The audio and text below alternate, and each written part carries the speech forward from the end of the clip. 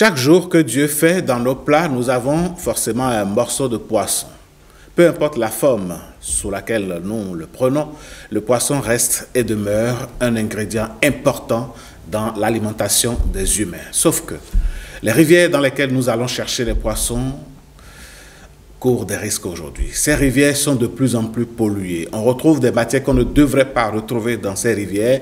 Et donc, nous nous posons la question aujourd'hui de savoir, mesdames, messieurs, comment est-ce que nous allons prendre soin de nos cours d'eau? Que faire pour éviter la pollution, surtout la pollution venant de l'homme, l'être humain qui, par ses actions, pollue l'environnement? Nous vous avons posé cette question sur nos plateformes. Selon vous, comment est-ce que l'homme pourrait travailler à éviter la pollution humaine de nos cours d'eau? Nous allons en parler. Et surtout, le péril fécal, c'est de cette question qu'il s'agit ce matin. Et nous allons étudier le cas du grand Nokwe. Mes invités sont confortablement assis. Et donc, je vais vous les présenter. Vous le savez déjà, Monsieur Environnement Maison, il est là. Monsieur... Ouais, bonjour Alain. Bonjour, merci d'être là. À côté de vous, un autre Alain. Ah ouais. On dirait que vous avez rien que des amis Alain. Je les adore, les Alain. Je les adore. Allez, venez nous blaguer. Oui. Allez, Alain Tossono, merci à vous. Vous êtes environnementaliste, voilà. Bonjour. Bonjour, merci d'avoir répondu à notre appel. C'est moi. Cher ami, Monsieur Sabo. Bonjour, monsieur. Quelqu'un m'a dit en coulisses la semaine dernière, quand je suis descendu du plateau, il dit, mais Monsieur Sabo, il faut l'amener tous les jours. Oui. Il dit, mais pourquoi? Il dit, mais il chauffe le plateau, il dit des vérités que vous ne voulez pas dire. Monsieur Sabo, merci. Si vous êtes malade et vous avez la capacité de dire de quoi vous souffrez, vous dérangez le médecin et vous faites perdre du temps, vous allez mourir vite. Il faut dire du mal dont on souffre pour trouver rapidement le remède. Et voilà, et voilà. Oui, William, vous êtes d'accord avec moi? Je suis d'accord avec M. Sabou, c'est vrai, il faut dire ce dont on souffre pour avoir vite le remède. C'est vrai. D'accord. Alors, William Apollinaire-Choki, je vous laisse le soin de présenter notre quatrième invité. Je sais pourquoi je dis ça. Ah, c'est vrai, Allez-y. C'est un grand frère. Ouais. Félix Adéinka. Je lui laisse se présenter, vous savez, il a tellement de titres. Quand on parle de assainissement, hygiène, il s'y connaît vraiment parfaitement. Ben, je permets au grand frère de se présenter lui-même, pourquoi pas. Voilà, si sur le plateau on parle de grand frère, bonjour. Bonjour, bonjour Alain, bonjour Will, cher ami. Je suis Félix Adéinka, environnementaliste, mais je me suis spécialisé sur les questions d'eau et d'assainissement. D'accord, on parle justement d'assainissement. On sait qu'au Bénin, là, le sujet est sérieux et grave. Une société béninoise a dû fermer ses portes parce qu'on a détecté ce qu'on ne devrait pas détecter dans les crevettes que cette société importait ou bien exportait. Comment est-ce qu'on en est arrivé là et qu'est-ce qui s'est passé et comment sortir de l'auberge? Oui, c'est l'exemple de ce que nous mangeons mal. Nous mangeons mal parce que les produits que nous mangeons sont contaminés. Ces crevettes ont été pêchées dans nos cours d'eau. Et donc, ça veut dire que nos cours d'eau sont pollués, tout simplement. Pollués par l'action humaine, qu'on peut éviter, évidemment. Et donc, autant que nous sommes, nous consommons une partie de ce que nous rejetons, ce qui n'est pas bon pour le corps. Et pour cela, il faut trouver une solution. Parce que c'est environ 8000 enfants qui meurent chaque année au Bénin de cette situation. Ça fait froid dans le dos, ces chiffres. Eh bien, c'est vraiment important d'affronter cette situation et de trouver des solutions. Les solutions existent et qu'il faut travailler pour que l'assainissement aujourd'hui soit une priorité dans les politiques et les stratégies de développement. Alors, Monsieur Alain Tossono, le sujet est grave, je l'ai dit.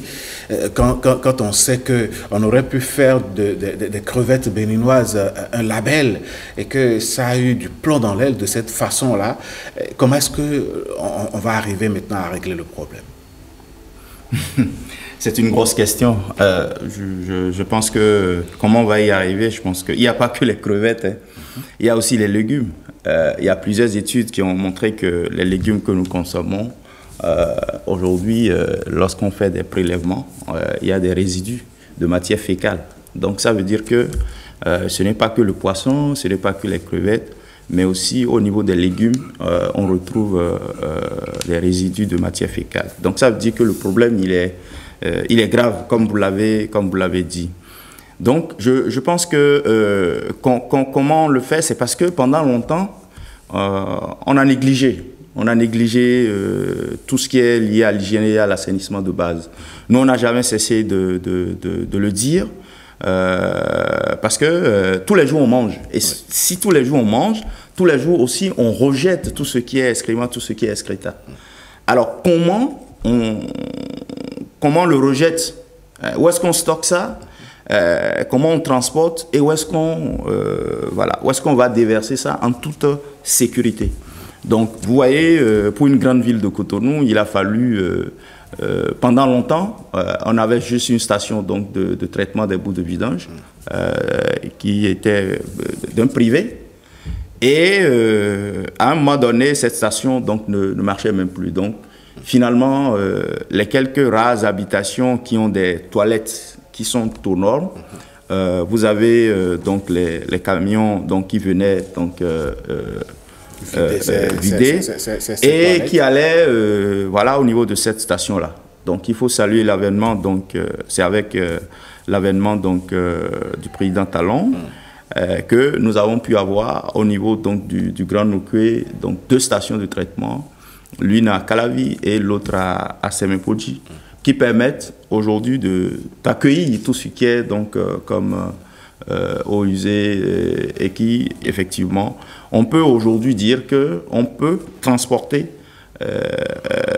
donc on peut aller traiter donc tout ça pour éviter que cela voilà, ne se retrouve dans les plans et les cours d'eau, mais également à l'air libre. À l'air libre. Donc je pense que c'est l'une des solutions, mais ce n'est pas toute la solution. Parce que quand on parle d'assainissement, c'est toute une chaîne. Ça commence dès le ménage avec le confinement. Donc ça veut dire que chaque habitation doit avoir donc, son système autonome donc, pour pouvoir recueillir tout ce qui est donc rejet. Et en plus, quand on finit le confinement, il y a il y a le transport qu'il faut assurer, il y a le traitement et il y a même la valorisation. Parce que c'est un problème, mais en même temps, c'est aussi une opportunité, puisqu'on peut valoriser tout ce qui ressort donc, de l'homme. Rien ne se perd. Rien ne se perd, rien ne se crée, tout se transforme. Donc aujourd'hui, on a réglé le problème au niveau donc, des stations de traitement. Maintenant, il faut les autres maillons de la chaîne, le confinement. Est-ce que dans Cotonou, est-ce que dans le Grand Nokoué, toute habitation, comme le dit l'article 17 de la loi portant hygiène publique, est-ce que toute habitation dispose donc de systèmes autonomes donc comment on appelle d'évacuation de tout ce qui est excrément, excréta? On n'est pas sûr. Aux normes surtout. Aux normes, parce que les gens ils ont des toilettes qui ne sont pas aux normes. Donc c'est là le challenge, parce que ça commence déjà là. Mais après il faut assurer le transport, après il faut assurer le traitement. Malheureusement, la ville de Cotonou n'est pas comme d'autres villes qui ont donc des systèmes d'égout où on devrait raccorder donc ces toilettes, ces systèmes à des systèmes d'égout. On ne l'a pas. Donc aujourd'hui, ça veut dire que chaque habitation devrait avoir son système autonome. Et avant de délivrer le permis donc de construire, on devrait s'assurer qu'on a prévu où est-ce qu'il faut mettre voilà, les toilettes. Est-ce que là où on recueille tout ce qui ressort donc des toilettes, c'est aux normes, ça ne pollue pas la nappe phréatique et tout ça. Est-ce qu'on a des puisards pour recueillir tout ce qui est eaux usées domestiques, tout ce qui sort des douches, tout ce qui sort de la cuisine. Et tout ça. Donc aujourd'hui, c'est là le challenge. Nous avons la loi portant hygiène publique qui fait obligation à tout propriétaire d'habitation donc d'avoir donc un système autonome d'évacuation, mais on est face à une réalité où les gens n'ont pas les toilettes aux normes. Ouais. Et on pratique encore la défécation à l'air libre. Donc quand il pleut, tout ça là, les eaux de ruissellement donc prennent tout ça et c'est là où ça finit dans les cours et les plans d'eau, malheureusement. Alors, Apollinaire William Tchoki, voilà le tableau qui est décrit.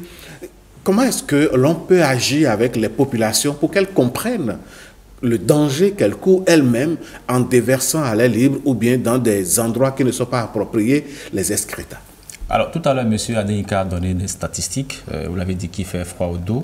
Quand on dit qu'il y a au moins 8000 enfants qui meurent chaque année parce qu'il y a un problème d'hygiène et d'assainissement, c'est quand même des sujets très préoccupants. Alain a quand même creusé le problème pour montrer que combien de ménages ont des toilettes aux normes. Même quand on prend le cas de Cotonou, qui est la ville vitrine de notre pays, combien de ménages? Vous allez dans des maisons, il y a beaucoup d'habitants dans la maison. Et puis c'est des toilettes, voilà, une seule latrine. Traditionnelle, voilà. Partagée par tout le monde. Oui. Alors, comment est-ce que c'est... Et parfois, ça se remplit, on pratique un trou, et puis parfois, dans la rue, nous nous excusons auprès de ceux qui sont à table, mais c'est un sujet très préoccupant de notre environnement. Il va falloir qu'on en parle et qu'on trouve des solutions. Alors, à part cela, comme les gens, on l'a dit, c'est des latrines communes ou c'est des ménages où tout le monde va dessus. C'est vrai, il a parlé de 2 stations qui sont construites. Celle de Sébé, par exemple, a commencé en 2020. Mais avant ça, comment on faisait? Qu'est-ce qui se passait? Qu'est-ce qui se passait? Les gens allaient chercher ces déchets-là dans la nuit, et puis personne n'est là, puis on déverse ça dans les caniveaux, notamment quoi. Personne ne sait. Il y en a qui vont sur les tas d'immondices et déversent là calmement. Les gens aussi prennent ces déchets et vont au niveau de nos plans d'eau, le lac Nokoué. Il y a même des propriétés qui appellent qui prennent des pompes, des motopompes et qui déversent les eaux usées dans les rues. Dans la rue, justement. Il y en a qui le font. Ou même qui creusent dans la cour même, leur cour, et puis ils foutent dedans et on ferme comme si de rien n'était. Voilà autant de problèmes que nous avons par rapport à la gestion de ces excréta et fesses. Et je me demande, quand on quitte même Cotonou et on va vers cette zone lacustre, Soava. Voilà un gros problème. Alors on se demande, mais comment est-ce que ces gens-là gèrent ces déchets à ce niveau? On l'a vu au niveau de la berge la lagune, enfin de Cotonou. Comment est-ce que les gens ont installé des toilettes et pour faire la défécation directement dans le plan d'eau. Mais c'est pareil aussi au niveau de cette commune lacustre-là. Ils n'ont nulle part où faire ces besoins. Donc, directement, cela va directement dans le plan d'eau. Et puis, c'est avec cette même eau. Et puis, il ne faut même pas aller très loin. C'est vrai qu'il y a un gros effort fourni par le gouvernement. La dernière fois, j'ai fait un petit tour à Toyoyome, l'a dit, Toyoyome qui est juste derrière Sainte-Cécile. Ouais. C'était le même phénomène. Alors, qu'est-ce qui nous arrive là? Ça dit, c'est un problème très dangereux, quoi. C'est vrai, l'État fait beaucoup d'efforts en matière de fourniture d'eau potable, mais sur cet aspect de la chose, certes, avec l'avènement du président Talon, on a eu beaucoup de choses.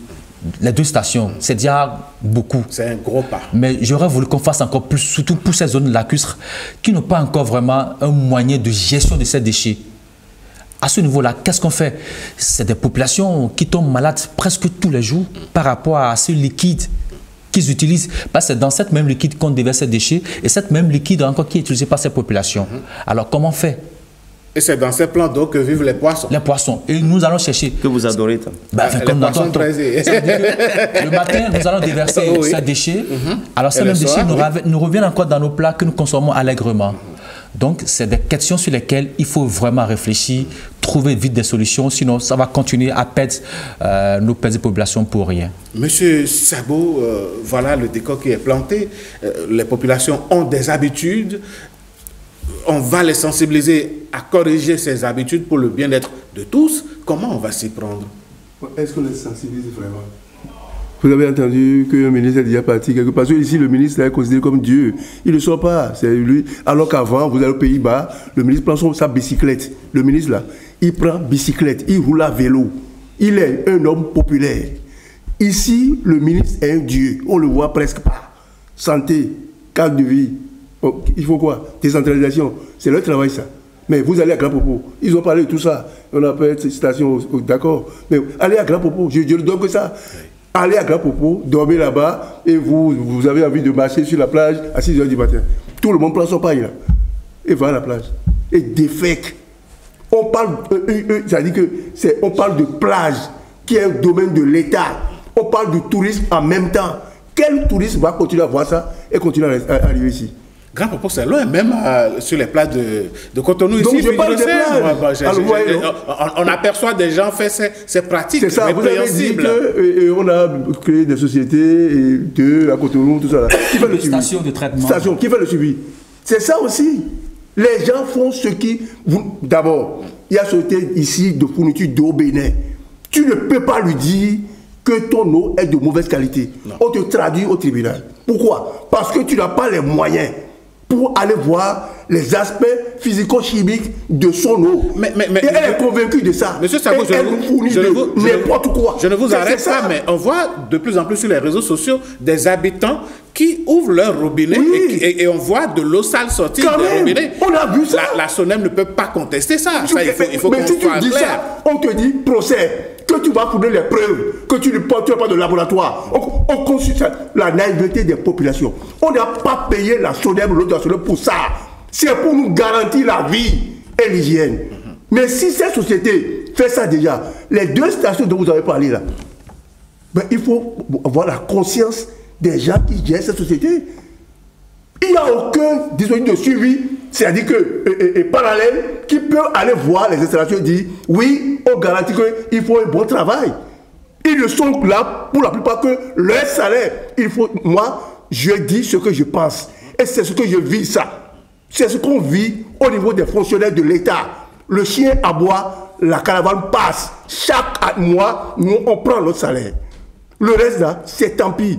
Qui ne voit pas tout ce qu'ils ont décrit là. À Soava, Ganvier, qui n'a pas vu ça? Il y a Maire là-bas. Maire là, après il va dire à cette population de voter pour lui. Il fait quoi là-bas? Dans son plan là, de PDC là, quand est-ce qu'il a mis je veux 10 toilettes, 20 pour telle localité, chaque année, ceci? Quand est-ce qu'il a dit ça? Quand est-ce qu'il a trouvé des partenaires pour dire j'en veux? On ne sait pas. Je vais à Zobodomé. Non, c'est triste quoi. Qu'est-ce qui se passe à Zobodomé? Mais Zobodomé, j'ai dit que vous avez vu, Zobodomé c'est d'abord un écosystème très fragile. Il y a l'eau et les populations ne peuvent même pas avoir accès à l'eau. C'est un ça. Tout le monde défecte n'importe où. Ensuite, vous allez voir, c'est là où on doit faire les vaisselles, on doit se laver dedans, on doit faire ceci, tout ça. Ensuite, aller à Godreau. C'est-à-dire, l'eau est d'une couleur bizarre. Elle est comme l'essence jaune, l'essence jaune, bien, je ne sais pas comment. C'est rouge. Rouge. Et vous êtes obligé de la boire. Mais ils vont dire qu'ils ne voient pas ça. Ils voient ça tous les jours. Le Bénin n'est pas né en 2020, en 2016. Le Bénin est né depuis. Mais qu'est-ce qu'on fait depuis? Et c'est comme si on doit toujours recommencer. Pour qu'il y ait de l'eau potable qui aille dans ces contrées. Vous avez dit l'eau potable. C'est ça, non? Vous avez dit l'eau potable. Mais vous avez de l'eau. Qui vous dit qu'elle est potable? Ça, c'est un autre aspect de la chose. Non, je pense que le douanier parle de la qualité de l'eau. Mais il faut quand même se féliciter, hein. Le Bénin, la ville de Cotonou, l'eau qu'on a ici, elle est d'une bonne qualité comparée aux autres pays qui nous entourent. Ce qui se passe, oui.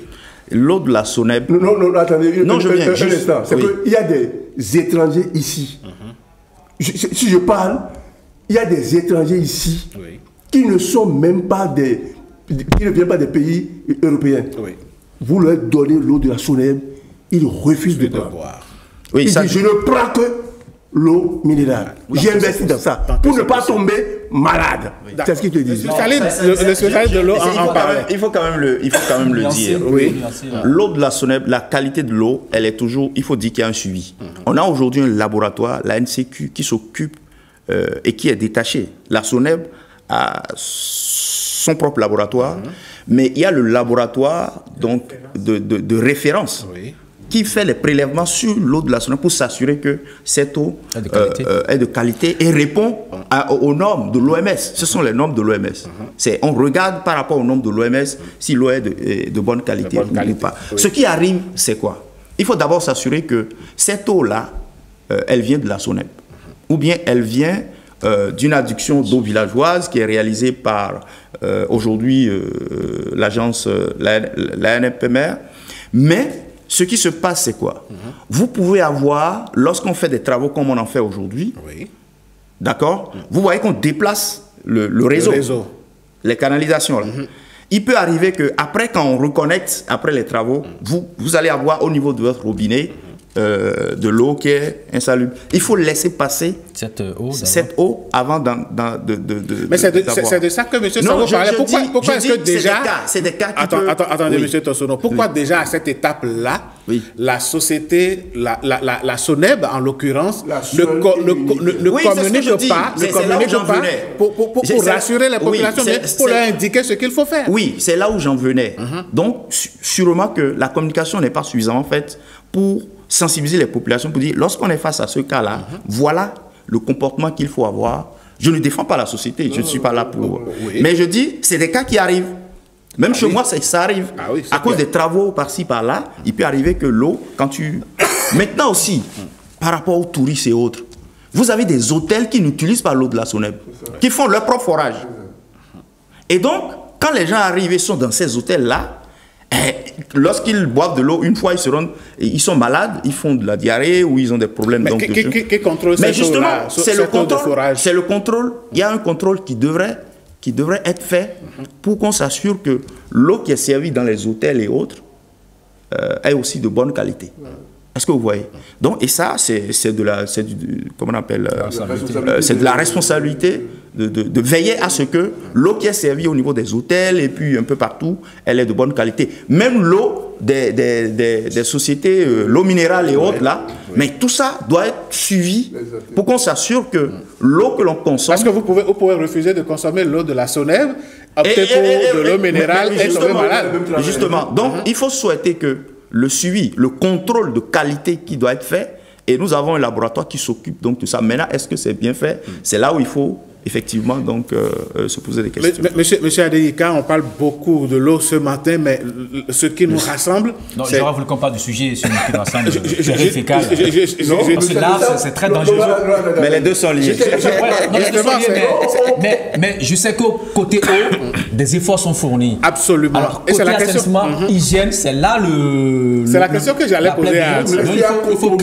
Pour dire qu'au Bénin, tout va bien sur... Je ne parle pas des efforts qui sont faits pour amener l'eau chez le consommateur. Tout le monde connaît ça aujourd'hui. Tout le monde a vu que c'est clair. La qualité d'eau qui se boit à Zobodobe, à Kandi, à Lokosa, etc., là, on parlera également de ça. Cotonou, le Bénin aujourd'hui à Cotonou. Même Porto Novo. Je n'ai pas demandé qu'on limite le débat. C'est ça. Mais je veux juste dire. Nous parlons de ça. Je veux juste dire. Parce que quand on parle d'eau, ici chez nous au Bénin, on peut quand même frotter les mains pour dire. Non, mais ça c'est clair. Mais le problème qui se pose sur nous aujourd'hui, c'est l'hygiène et l'assainissement. À ce niveau encore là, il y a encore beaucoup de choses à faire. Et j'ai une question justement pour monsieur Adeyika. Monsieur Adeyika, qu'on le veuille ou pas, nous sommes en 2025 là. Et sensibilisation, il y en a eu. Est-ce qu'il n'est pas temps d'impliquer les populations elles-mêmes dans la gestion de ces plans d'eau là pour que les matières fécales ne se retrouvent plus là-dedans? Oui, vous avez raison, mais j'aimerais clarifier quelque chose parce qu'on ne va pas quitter ce plateau pour qu'on dise qu'on a discrédité la SONEB. Je pense que l'eau de la SONEB est à plus de 98% de conformité. Tout à fait. Il faut qu'on puisse le dire. Oui, les 2% sont les... Ce n'est pas seulement à Cotonou, c'est surtout... qui restent là sont... J'ai dit au moins. Oui, monsieur Savo, on va laisser monsieur Adeyika y aller. Qu'on puisse clarifier ça. Ce qui se passe, c'est au-delà du robinet de la SONEB, le stockage, l'utilisation, après, la SONEB n'est plus responsable. Donc, c'est là qu'il faut sensibiliser, qu'il faut former aussi. Oui, vous avez parlé de la situation, de sensibiliser, et pourtant rien, enfin, on n'a pas de résultat. On n'a pas assez fait. C'est ce que disait Alain et William. En matière le sous-secteur de l'hygiène de l'assainissement, vous avez dit qu'on a fait des efforts, c'est vrai, on a gagné par rapport à 2017, 17 points, je ne sais pas. 17 points. 17 points, mais c'est insuffisant. C'est insuffisant si vous voyez. 17 points là, c'est quoi? Qu'est-ce qu'il faut dire ça aux gens? Moi, je ne sais pas. Qu'est-ce que ça s'appelle 17 points? Ça veut dire que c'est dedans. Progrès. En termes d'évaluation, quoi, d'évolution. De 2017 à 2025. Vous savez, moi, je suis très critique. Mais il faut reconnaître ce qui est fait et soulever. Ça aussi, et soulever et donner les pistes de solutions pour que l'État, vous avez parlé des ministres. Oui, le secteur de l'hygiène et de l'assainissement est abandonné. Non, mais si vous permettez, Alain, je ne coupe pas M. Aninka, mais si je donne l'exemple tout à l'heure que Alain développait, il a donné l'exemple quand même de cette station, la seule que nous avons dans le temps, qui traitait les bouts de vidange privés et qui est gâtée.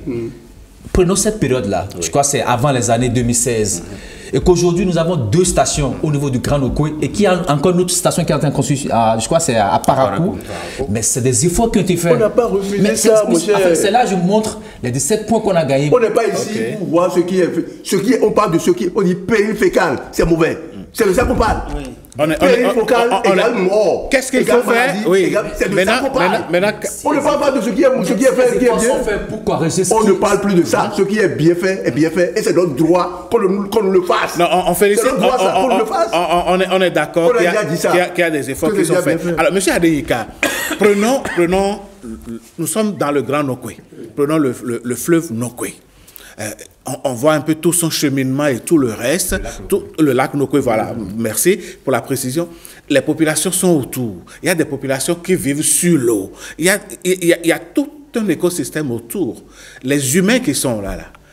Comment est-ce que ce qu'ils rejettent ne devrait pas se retrouver dans cette eau-là et de se retrouver pas dans leurs assiettes à eux tout seuls, dans nos assiettes à nous tous? Il faut mettre en œuvre une stratégie pour la promotion de l'hygiène et de l'assainissement. Ça veut dire quoi? Il faut construire et utiliser les latrines et gérer les excréments de façon sécurisée. Il n'y a pas 1000 solutions. Et le rôle de l'État, ce n'est pas d'aller construire les latrines dans les domiciles, en dehors des lieux publics. Le rôle de l'État, c'est de faire la promotion, de donner les techniques, les modèles qui existent et de pousser les populations à l'adopter. Parce que jusqu'en 2020, il y a eu un programme national que j'ai piloté. Nous avons eu des localités qui sont déclarées statut fin de défécation à l'air libre. Malheureusement, il n'y a plus eu de suivi. Il n'y a plus eu de programme national parce qu'il n'y a plus un responsable qui s'occupe de l'assainissement. Et ces populations sont retombées dans les travers. C'est normal. Justement, il y a eu retour. On n'a pas pu évaluer, mais on sait de façon formelle aujourd'hui que peut-être, je vais dire n'importe quoi, plus de 30% des localités qui avaient été certifiées fin de défécation à l'air libre sont retournées à la situation de départ. On a dépensé des milliards qui sont à l'eau. Donc, ce qu'il faut souhaiter, c'est qu'on puisse avoir un secteur pris en charge par le gouvernement. Aujourd'hui, le secteur de l'assainissement, on dit théoriquement que c'est le ministère du cadre de vie qui est logé à la Direction générale de développement urbain, DGDU, donc qui s'occupe que de l'urbain. Comment cette direction-là peut aller travailler dans les localités? Il y a importance. Ce que nous demandons, c'est qu'on puisse relever le profil institutionnel. Dans les pays de la sous-région, je peux vous dire, pas moins de 12 pays ont un ministère de l'eau et de l'assainissement. Un ministère de consacré rien que pour ça.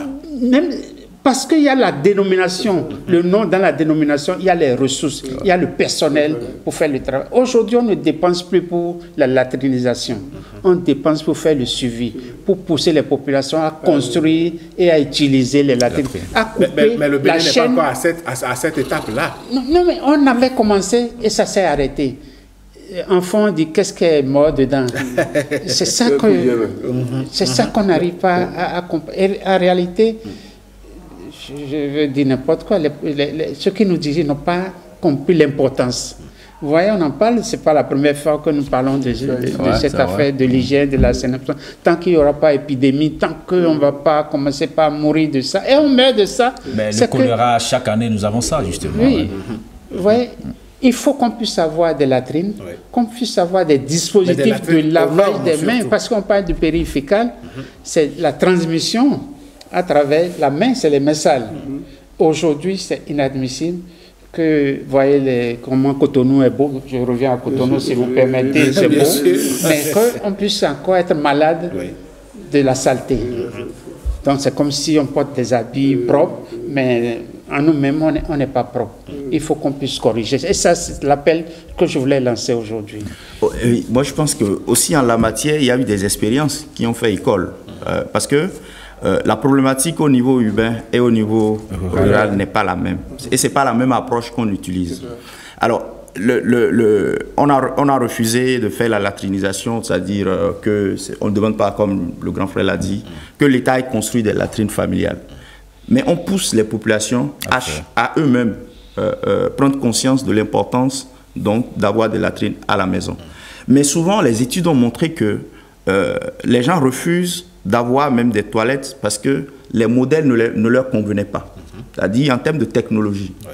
Donc, il y a eu, par exemple, avec le projet SSD, qui a été dans un premier temps piloté par la BMS, et qu'est-ce qu'ils ont fait? Ils ont pris des maçons, qu'ils ont formés, et qui sont devenus des entrepreneurs, et on les a amenés à développer donc, de nouvelles technologies donc, de latrines. Et je vous assure, à Calavi, à Promisérité, à Diara, vous avez aujourd'hui ces entrepreneurs qui développent des modèles qui conviennent aux populations et les gens ont commencé à acheter. Donc en réalité, ce n'est pas que les populations refusent d'avoir des toilettes à la maison, mais les anciens modèles ne leur convenaient pas. Parce que vous avez des insectes, vous avez des mouches et autres, et les gens ne veulent pas avoir. Vous avez des odeurs, les gens ne veulent pas avoir. Mais aujourd'hui, ce projet a permis donc d'avoir des entrepreneurs qui vous proposent des modèles qui empêchent d'avoir des insectes. Dans des biodigesteurs. Mais bien sûr, et ces entrepreneurs se sont fait de l'argent. Moi, j'ai écouté ces entrepreneurs, je suis allé voir le travail qu'ils font. Ils font un travail formidable et ils se font de l'argent. Donc, ce qu'il y a, mais c'est le passage à l'échelle. Les gens ont travaillé dans quelques communes.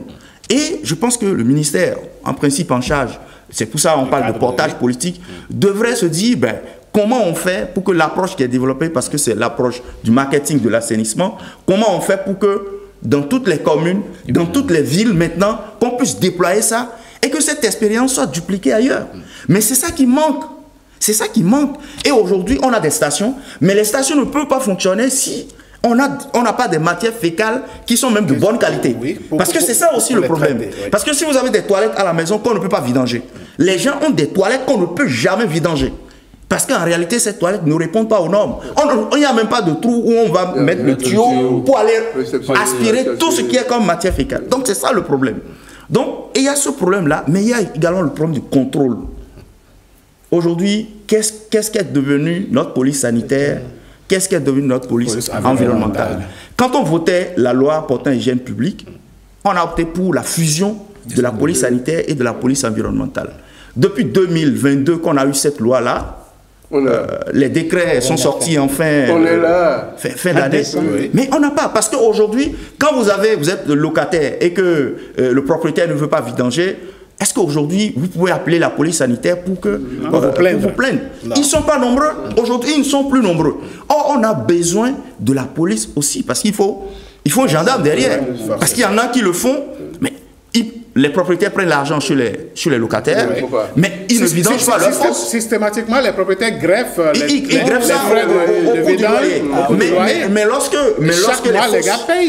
lorsque les fosses sont pleines, mais ils ne vidangent pas. Mais en principe, la police sanitaire devrait être là pour interpeller ces propriétaires-là et pour les rappeler à l'ordre par rapport aux normes que ne respectent pas donc, les différentes toilettes. Donc, nous avons des maillons qui ne fonctionnent pas encore. Le confinement, au niveau du transport, on est en train d'organiser, et là, c'est la SGDS aujourd'hui qui s'occupe aussi des questions donc, liées à la gestion des eaux usées.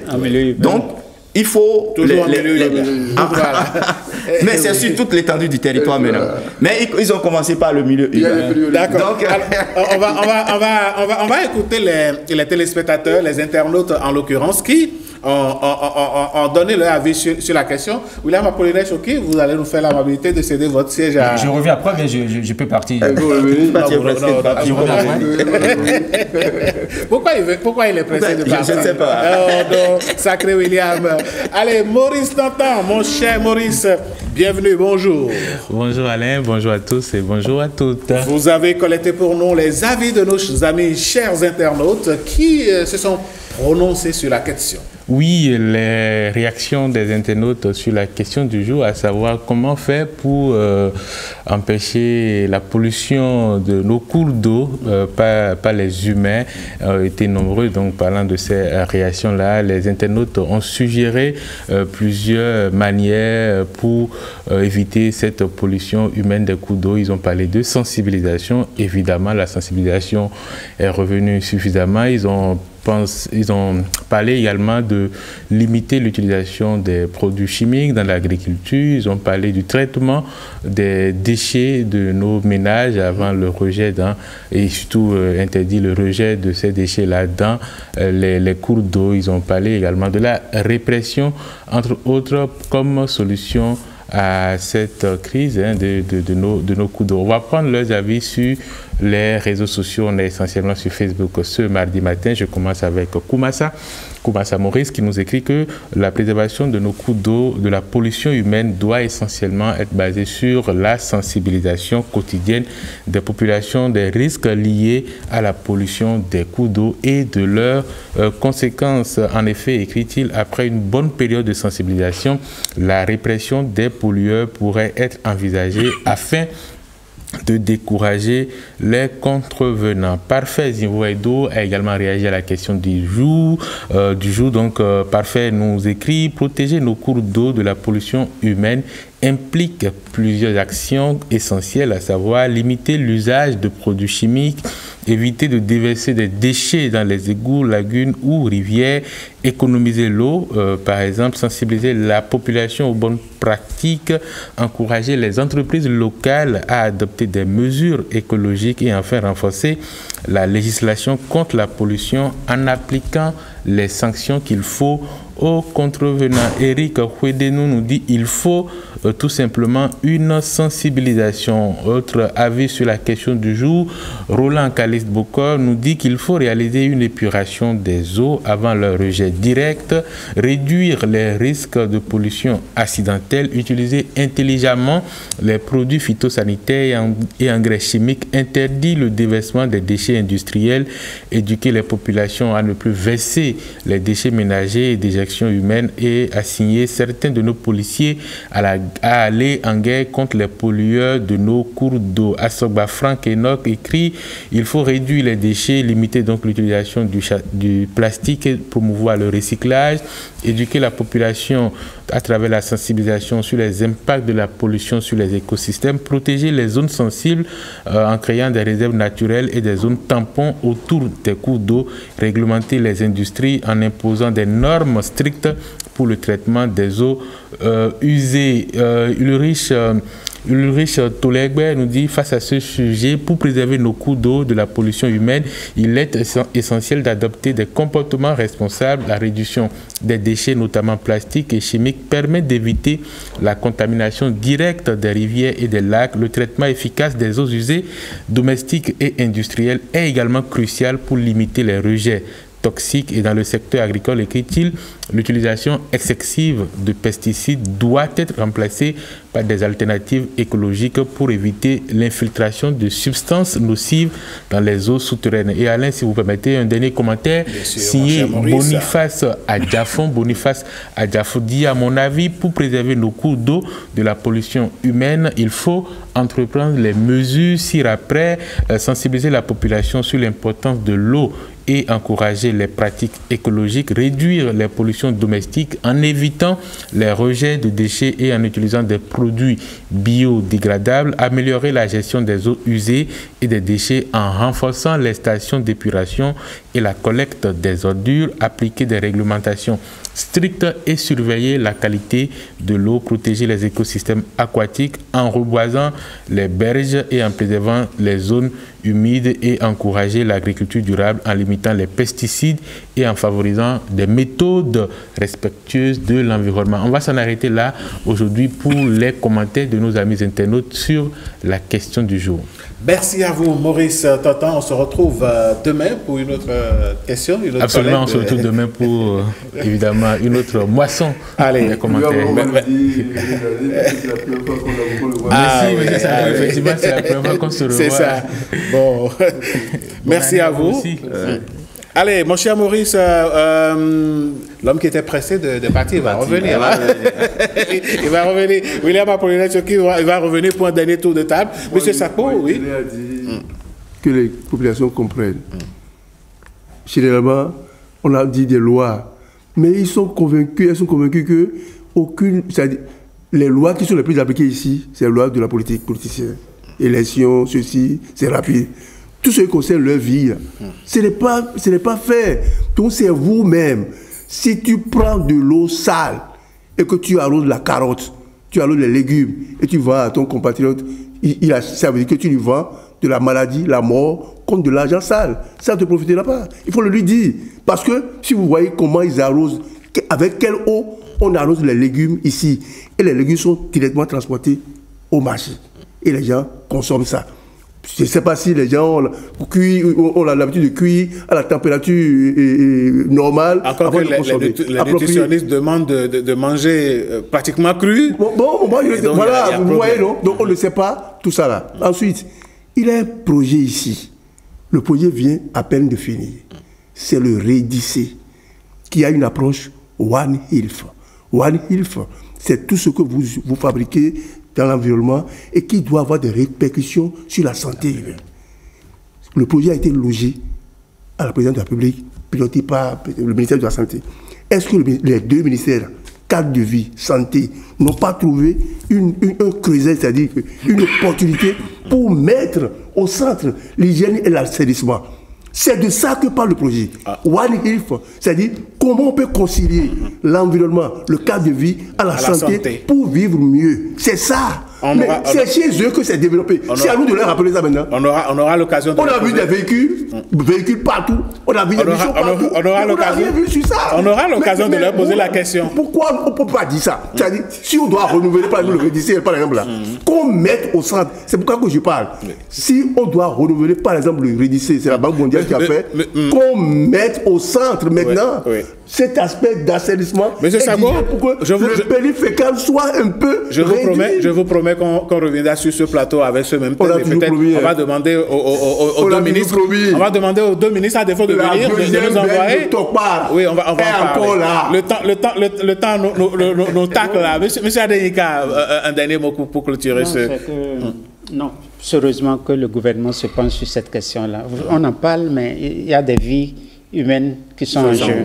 Il faut qu'on puisse faire quelque chose. Il faut qu'on puisse financer. Et vous parlez de sensibilisation, c'est un tout. Donc moi je dis qu'il faut mettre en place une stratégie pour la promotion de l'hygiène et de l'assainissement. On vous aura compris. Alain Tossono. Oui, on a parlé beaucoup des zones lacustres. Ce qui se passe là-bas, c'est des zones hydrogéologiquement difficiles où il est, pour avoir des latrines qui répondent aux normes, cela a un coût que les ménages ne peuvent pas supporter. Donc, il faut au moins qu'au niveau de ces zones-là, ces zones lacustres, mais il y a des zones aussi de terre noire où les toilettes ne tiennent pas. Ces ménages ont besoin d'être accompagnés, assistés, pour qu'on ait des toilettes aux normes. Donc, je pense que c'est important. Maintenant, pour terminer, c'est que l'hygiène, l'assainissement, il faut sortir de l'approche sectorielle. Je pense que tous les ministres doivent absolument se préoccuper de la question. On ne peut pas faire du tourisme. Il faut une approche holistique. On ne peut pas faire du tourisme sans cela. Les ministres en charge des enseignements dans nos écoles, dans les centres de santé, dans les gares routières.